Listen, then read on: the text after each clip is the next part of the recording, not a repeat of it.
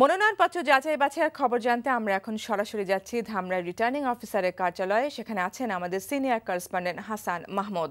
হাসান, যাচাই বাছাই সম্পর্কে কি তথ্য আছে আপনার কাছে? ফারজানা, কিছুক্ষণ আগে এই ধামরাই পৌরসভায় যে রিটার্নিং অফিসার নির্বাচন কর্মকর্তা তাদের কিন্তু যাচাই বাছাই আজ শেষ হয়ে গেছে। অর্থাৎ ধামরাই পৌরসভায় যেই চারজন প্রার্থী মেয়র পদে আবেদন করেছিলেন তাদের চারজনই বৈধ বলে এখানে সিদ্ধান্ত হয়েছে এবং তারা চারজনই বৈধ হয়েছেন।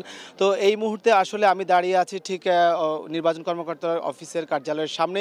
এখানে আওয়ামী লীগ থেকে মনোনীত হয়েছেন যিনি, যে সেই মেয়র পদপ্রার্থী গোলাম কবির, আমরা তার কাছে জানতে চাইব তার বৈধতা তিনি পেয়েছেন, এখন তার কেমন লাগছে এবং তার পরবর্তী কর্মকাণ্ড সম্পর্কে। ধন্যবাদ। এইমাত্র আমাদের বাছাই পর্ব শেষ হয়েছে।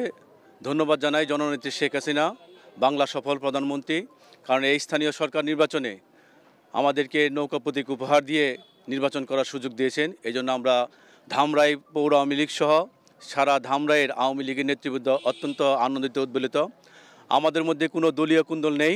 আমরা আশা রাখি যে আগামী পৌরসভা নির্বাচনে এই ধামরাইবাসী ডিজিটাল বাংলাদেশ গড়ার লক্ষ্য নিয়ে কাজ করবে এবং সবাই ঐক্যবদ্ধভাবে নৌকা প্রতীকে ভোট দিয়ে পরিবর্তনের সুযোগ এসছে।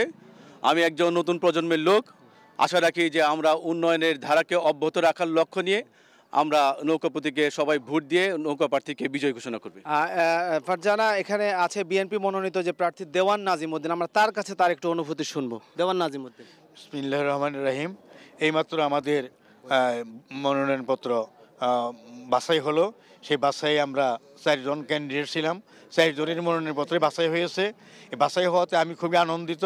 আল্লাহর কাছে আমি কৃতজ্ঞতা প্রকাশ করছি এবং জনগণের কাছে আমি আশা করব যে আমি দুইবার আপনাদের মেয়র ছিলাম, এবারও আপনাদের ভোটে আমি নির্বাচিত হইতে চাই। আপনারা আমার জন্য দোয়া করবেন এবং আমাকে ভোট দিয়ে আবার মেয়র বানাবেন।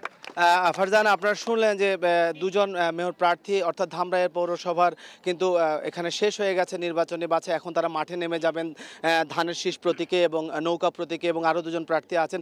সব মিলিয়ে 235টি পৌরসভায় কিন্তু আজকে যাচাই বাছাই চলছে।